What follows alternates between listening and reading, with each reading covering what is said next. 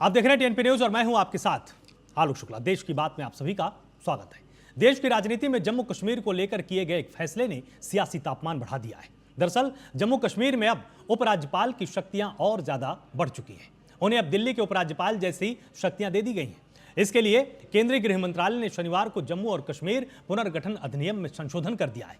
इस संशोधन के बाद अब जम्मू कश्मीर के उपराज्यपाल दिल्ली के एलजी की तरह अधिकारियों के ट्रांसफर पोस्टिंग जैसे फैसले कर पाएंगे।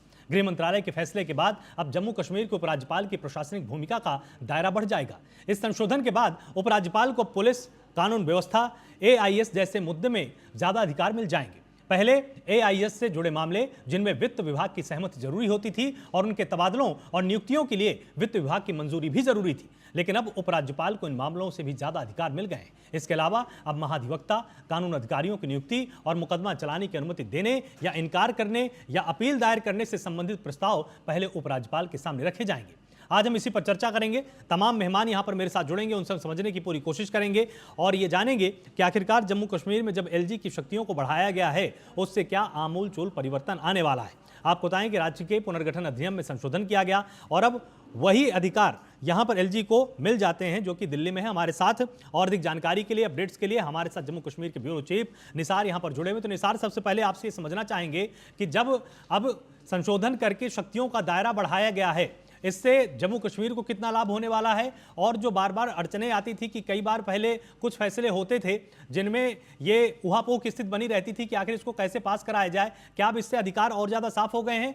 क्योंकि लगातार जो विपक्ष के नेता हैं उनका यह कहना है कि भाई इस तरह की सरकार तो हमको चाहिए ही नहीं। जी देखिए, और जिस तरह से बात की जाए तो जो 2019 के बाद यहाँ पे 5 अगस्त 2019 के बाद जब यहाँ पे जम्मू कश्मीर जो ऑर्गेनाइजेशन एक्ट बनाया गया है तो उसमें काफी हद तक वक्तन फौक्तन तरमीम भी किए गए हैं। जिस तरह से आज मरकज की सरकार की तरफ से जो एक बहुत बड़ा ऐलान यहाँ पे हुआ है, उसके पेश नजर अगर कई सियासी जमातें यहाँ पे काफी हद तक बरहम भी हो चुकी है और उनका इल्जाम ये भी है कि अब यहाँ पे जो असेंबली इंतखाबात की जो तवक्कात थे यहाँ के लोगों के साथ साथ यहाँ की सियासी पार्टियों को, वो भी किसी न किसी हद तक खत्म होता हुआ नजर आ रहा है। तो जिस तरह से अब मरकज की तरफ से जो लेफ्टिनेंट गवर्नर है दिल्ली की तरफ पर, उनको यहाँ पे पूरी तरह से इख्तियार दिए गए हैं जो कि यहाँ पे पूरी तरह से जो जिसे कहा जाएगा कि वन हैंड एक हाथ में पूरी तरह से जो निजाम यहाँ पे रहेगा, पूरी तरह से इख्तियार यहाँ पे दिए गए हैं। पहले लेफ्टिनेंट गवर्नर को यहाँ पे अगर कोई कानून यहाँ पे पास करना पड़ता था, उसको मरकज से परमिशन लेनी पड़ती थी या मरकज से उसके लिए कोई जो उसके लिए जो परमिशन लेनी पड़ती थी। लेकिन अब पूरी तरह से जो लेफ्टिनेंट गवर्नर जम्मू कश्मीर है उसको पूरी तरह से यहाँ पे पूरे सभी इख्तियार दिए गए हैं जो कि IAS और IPS की जो कैडर होते हैं उनके ट्रांसफर या दूसरी चीजें लवाजमात, वो भी लेफ्टिनेंट गवर्नर के हाथ में ही रहेंगे। तो इस तरह से साफ जाहिर होता है कि जिस तरह से यहाँ पे अब पूरी तरह से जो सियासी माहौल इस हुक्मनामे के बाद यहाँ पे यकसर तब्दील हो गया है, क्योंकि मुख्तलिफ सियासी जमातों की तरफ से भी काफी नजरिया सामने आए हैं। खासकर नेशनल कॉन्फ्रेंस के जो उमर अब्दुल्ला है, उन्होंने भी ट्वीट करते हुए ये बताया कि अब यहाँ पे अगर चीफ मिनिस्टर बनेगा भी तो वो रबड़ के मोहर के बराबर रहेगा, उसके पास कोई इख्तियारात नहीं रहेगा, उसके पास कोई ऐसा पावर नहीं रहेगा जिससे वो यहाँ के जो अवाम है उनके लिए भला कर सकते हैं। लेकिन पूरी तरह से जो लेफ्टिनेंट गवर्नर के हाथ में सभी पावर्स रहेंगे। तो कुल मिलाकर दिल्ली की तरफ पर यहाँ पे भी अब जिस तरह से जो दिल्ली है वहाँ पे जिस तरह से लेफ्टिनेंट गवर्नर के पास पूरे इख्तियारात है, तो जम्मू कश्मीर में भी अब पूरी तरह से सभी इख्तियारात लेफ्टिनेंट गवर्नर के हाथ में ही रहेंगे। जी तो जिस तरह से यहाँ पर आपने तमाम चीज़ें स्पष्ट की, अबरल मलिक भी यहाँ पर मेरे साथ जुड़ गए हैं, बीजेपी का पक्ष रखेंगे। अबरल, जिस तरह से उमर अब्दुल्ला की तरफ से ये कहा गया साफ तौर पे, उन्होंने अपने एक सेंटर पर पोस्ट किया और कहा कि इस तरह की सरकार हमको नहीं चाहिए जिसमें कि एकाधिकार कहीं पर भी केंद्रित हो जाता है, मतलब मोनोपोली हो जाएगी। आपको लगता है कि ये मोनोपोली से जुड़ा हुआ पूरा विषय है या इसमें निश्चित तौर पर वही ढांचा है जो कि केंद्र शासित प्रदेशों में होता है कि कम से कम उपराज्यपाल के ही पास अगर शक्तियां रहेंगी तो आसानी हो जाती है कि जो फैसले में लेट हो जाती है वो बहुत तेजी के साथ होती हैं, फाइलों जो कि एक बेंच से दूसरी बेंच पहुंचते पहुंचते उसमें कई महीने लग जाते हैं, वो दर धीरे धीरे कम हो जाती है कि समय कम लगता है फाइलों को पास होने में? बिल्कुल निश्चित रूप से। और जहां तक बात है उमर अब्दुल्ला की या इन विपक्ष के नेताओं की, इंडी गठबंधन के नेताओं की, तो इंडी गठबंधन के लोग हमारी तारीफ तो बिल्कुल नहीं करेंगे, कभी नहीं करेंगे, किसी कीमत पर नहीं करेंगे।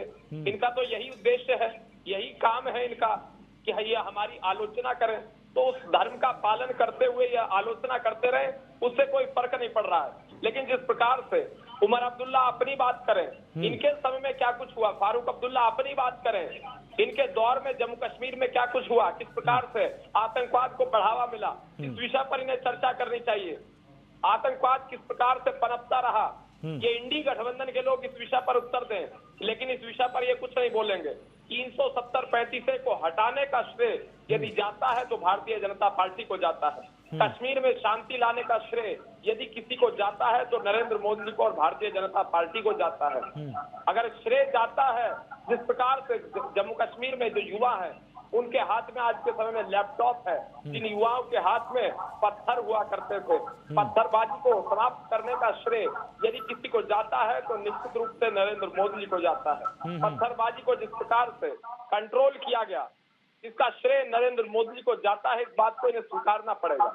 आज कोई पत्थरबाजी, कोई आतंकवाद जम्मू कश्मीर के अंदर नहीं है, और अगर आतंकवादी घटना कहीं घटित होती है तो आतंकवादियों को मुंहतोड़ जवाब दिया जाता है और कड़ा प्रहार आतंकवादियों पर किया जा रहा है, आतंकवाद पर किया जा रहा है, कड़ी चोट की जा रही है, ये सबको नजर आ रहा है। इसीलिए इंडी गठबंधन के लोग बौखलाए हुए हैं। लेकिन इसी बीच में सवाल तो ये भी है ना, यहाँ पर विपक्ष का ये कहना है कि जब एक तरफ दावा किया जा रहा है कि बहुत जल्दी चुनाव हो जाएंगे और एक स्वतंत्र सरकार यहाँ पर बनेगी, लेकिन उसके पहले उपराज्यपाल को इतनी शक्तियां देने की फिर आखिर क्या आन पड़ी? कितने सालों से तो उसी कानून के हिसाब से उन्हीं अधिकारों के साथ काम चल रहा था।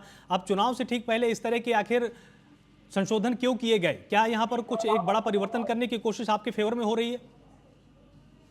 बिल्कुल, देखिए जम्मू कश्मीर का विकास, इंफ्रास्ट्रक्चरल डेवलपमेंट, जम्मू कश्मीर की प्रगति हमारे लिए महत्वपूर्ण है। जम्मू कश्मीर की शांति हमारे लिए आवश्यक है और महत्वपूर्ण है, और उस संबंध में जो भी फैसला लेना उचित होगा, आवश्यक होगा, वो निश्चित रूप से भविष्य में भी लिया जाता रहेगा। इस विषय को इन्हें समझ लेना चाहिए। और जिस तरीके से 370-35 की तरफदारी करते हुए ये लोग घूमते हैं, चाहे इनके पार्टी के नेता हो, अन्य लोग हो इंडी गठबंधन के, ये बहुत दुखद है। इस प्रकार के असंवैधानिक काम इन्हें नहीं करने चाहिए। और जिस तरीके से कश्मीरी पंडितों का दर्द, इन्हें दर्द नहीं लगता है, ये कश्मीरी पंडितों के विषय पर कभी चर्चा नहीं करना चाहते हैं। जिस तरीके से कश्मीरी पंडितों को मार मार कर, काट काट कर भगा दिया गया, किसके द्वारा मौन स्वीकृति प्रदान इन लोगों को की गई? किसके द्वारा उस समय आतंकवादियों को, जिहादियों को, कट्टरपंथियों को मौन स्वीकृति प्रदान की गई? यही इंडी गठबंधन के लोग थे। और आज भी फारूक अब्दुल्ला इस बात का समर्थन करने के लिए बार बार निकल आते हैं और बार बार बोलते हैं कि पाकिस्तान के साथ समझौता करना चाहिए, कभी कहते हैं पाकिस्तान के साथ वार्ता करनी चाहिए, बात करनी चाहिए बैठकर।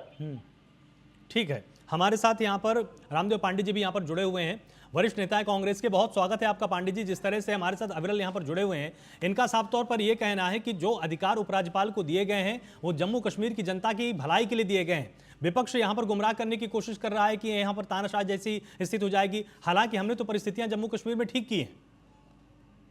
वास्तविकता ये है कि भारतीय जनता पार्टी, इनकी सरकार और इनके नेता सिर्फ और सिर्फ आतंकवाद का पोषण करते हैं, विध्वंसकारियां नीतियां अपनाते हैं और ये बंटवारे की राजनीति करते हैं।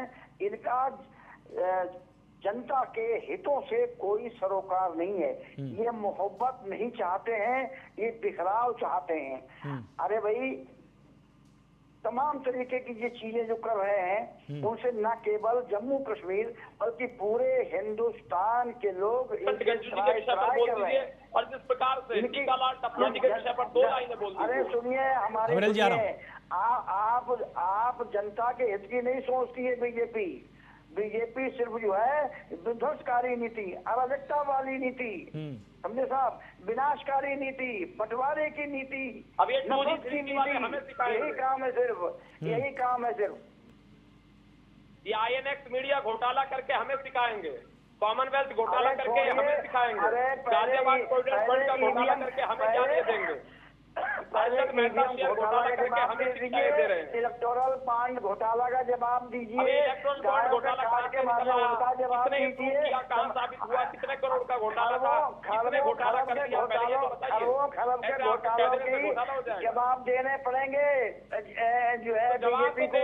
जवाब देने के लिए मैं बैठा हूँ और जनता जवाब ले लेगी, जनता जवाब ले लेगी। आप ये सोचिए, उसी का परिणाम है। अयोध्या में हरा दिया जनता ने, बद्रीनाथ जी में हरा दिया जनता में, कौन सा ऐसा धार्मिक प्रेस है जहां जनता ने भाजपा को नकार दिया, भाजपा को फेल कर दिया? फेल तो ये अपने कर्मों से है, जनता ने नकार दिया। आने वाले समय में मोदी मुक्त भाजपा मुक्त भारत हो जाएगा, ये लिख के रख लीजिए आप। 300 पार हो गए ये कह रहे नकार दिया। हम 300 पार हो रहे हैं और ये नकारने की बात कर रहे हैं। 13 में से इंडिया अलायंस के सब जीते हैं, इनको मिला क्या 2? अरे शर्म आनी चाहिए अयोध्या पे। नहीं आपको 99 से ये 9 हट जाएगा अगली बार, ये केवल 9 सीटें आएंगी आपकी 99 में। अच्छा ठीक है मैं आप दोनों के पास आता हूँ एक बार हम।